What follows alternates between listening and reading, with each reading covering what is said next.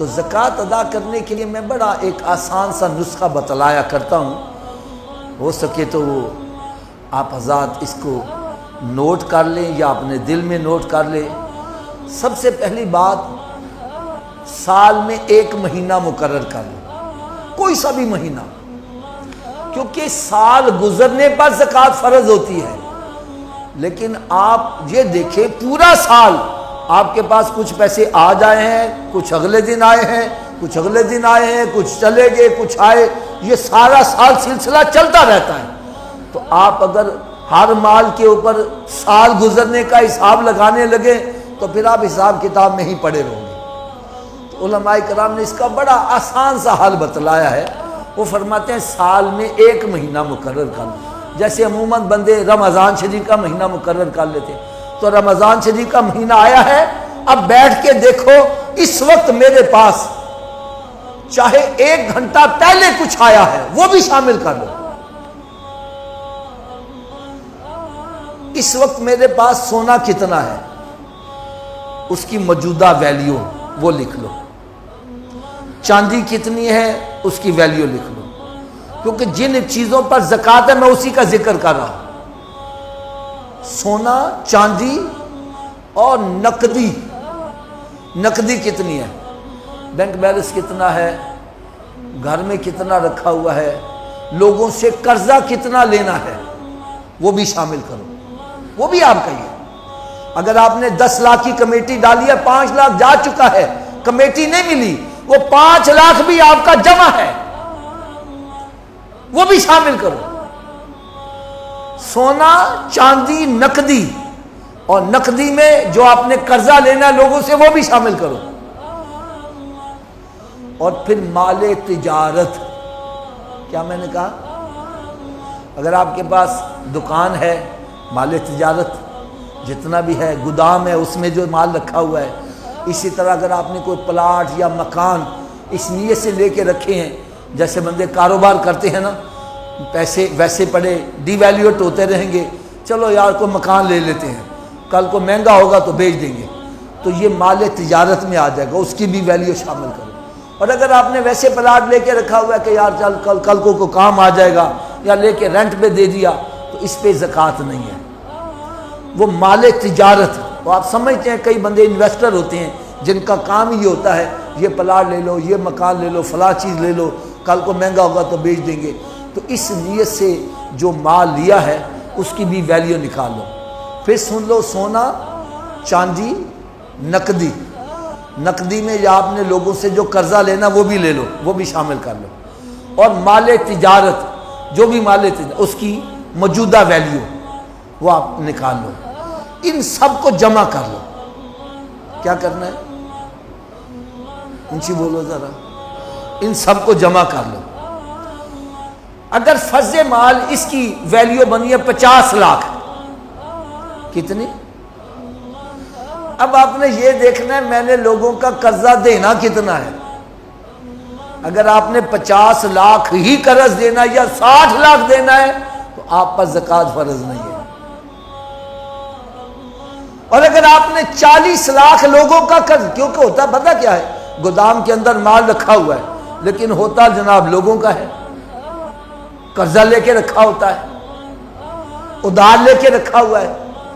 تو اسلام بڑا بہترین مذہب، سب سے بہترین مذہب ہے۔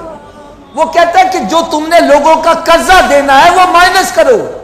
اگر آپ نے 40 لاکھ لوگوں کا قرضہ دینا ہے وہ مائنس کرو، باقی کتنا رہ جائے گا؟ 10 لاکھ۔ تو 10 لاکھ کے اوپر زکوٰۃ ہے، 1 لاکھ کے اوپر 2500، تو 10 لاکھ کے اوپر 25,000 بن جائے گی۔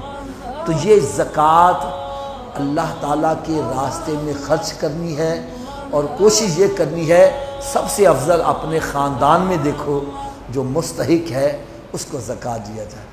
اور خاندان میں کن کو نہیں دینی؟ جو تمہاری جائیداد کے وارث ہیں ان کو نہیں دینی۔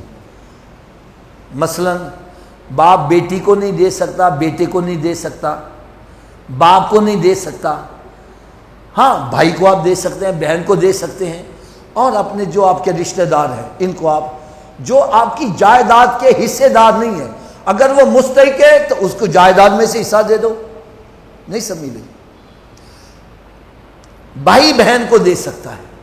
تو زکوٰۃ جو ہے اس کو کوشش کرو، جو اگر ایک بندے کی 20,000 روپیہ زکوٰۃ بنتی ہے، اگر وہ 19,000 بھی دیتا ہے تو زکوٰۃ قبول نہیں ہے۔ ایک بندے کے ذمے 10,000 روپیہ زکوٰۃ کا بنتا ہے، وہ 10 لاکھ روپیہ خیرات کر دے، خیرات قبول نہیں ہے۔ میری بات کا برا نہ منانا، آج آپ نے دیکھا ہوگا بڑے بڑے جناب وہ کیمرے مین بگا کے چیک دے دیتے ہیں، ہمارا تصویر آ جائے، وہ چیک دے دیتے ہیں، زکوٰۃ نہیں ادا کرتے۔ تو زکوٰۃ جس پر فرض ہے اس کو اپنے مال میں سے زکوٰۃ پوری ادا کرنی چاہیے۔ اگر آپ کی 10,000 زکوٰۃ بنتی ہے، کوشش کرو زیادہ دے دو، جو زیادہ دو گے وہ خیرات میں آتی چلی جائے گی، کم نہیں ہونی چاہیے۔ اسی طرح صدقہ فطر، زکوٰۃ کے لیے تو میں نے چند مخصوص چیزیں بتلائیں، سونا چاندی نقدی مال تجارت، اسی پر صرف زکوٰۃ ہے۔ آپ کے پاس 2 کروڑ روپے کا ہیرا پڑا ہوا، اس پہ زکوٰۃ نہیں ہے۔ جو زکوٰۃ کے چیزیں آ گئی ہیں اسی کے اوپر زکوٰۃ ہے۔ لیکن صدقہ فطر اس کا نصاب اور ہے۔ آپ کے پاس سونا چاندی نقدی دیگر چیزیں مال تجارت نہیں ہے، لیکن اس کے علاوہ آپ کے پاس گھر میں ضروریات زندگی سے زائد سامان اتنا پڑا ہے کہ اس کی مالیت یوں سمجھے 60,000 بن جاتی ہے، تو آپ بھی صاحب حیثیت ہو، آپ پر صدقہ فطر بھی واجب آئے گا اور قربانی بھی واجب آئے گی۔ اب ضروریات زندگی سے زائد کیا چیزیں ہیں؟ بندے کے 2-3 سوٹ جو ہوتے ہیں وہ ضروریات زندگی کے مطابق ہوتے ہیں۔ اب اس سے زائد جو ہمارے ٹرک بھرے ہوئے ہیں، ایک ایک سوٹ 50-50 ہزار روپے کا ہے، وہ ضروریات زندگی سے زائد ہے۔ اسی طرح سواری ایک ضروریات زندگی کے مطابق، اگر ایک بندے کے پاس 2-3 ہیں تو وہ بھی ضروریات زندگی سے زائد ہے۔ برتن ضروریات زندگی کے مطابق 2-4 ہی ہوں گے، لیکن ہمارے گھروں میں سارے وہ جناب شوکیس بھرے پڑے ہوتے ہیں، وہ کئی سال گزر استعمال کی باری بھی نہیں آتی، وہ ضروریات زندگی سے زائد ہے۔ اسی طرح ہمارے گھر میں صوفے سیٹ رکھے ہوئے ہیں، قالین ہیں اور دیگر چیزیں، ان کے بغیر بندہ زندہ رہ سکتا ہے، یہ ضروریات زندگی سے زائد چیزیں آئیں گی۔ ان کی اگر مالیت 60,000 کے قریب بن جاتی ہے، کیونکہ 60,000 کا 52.5 تولے چاندی آپ خرید سکتے ہیں، تو ایسا بندہ صاحب حیثیت کہلاتا ہے۔ ایسے بندے پر صدقہ فطر بھی واجب آتا ہے اور قربانی بھی واجب آئے گی۔ اللہ تعالیٰ مجھے اور آپ سب کو عمل کرنے کی توفیق عطا فرمائے۔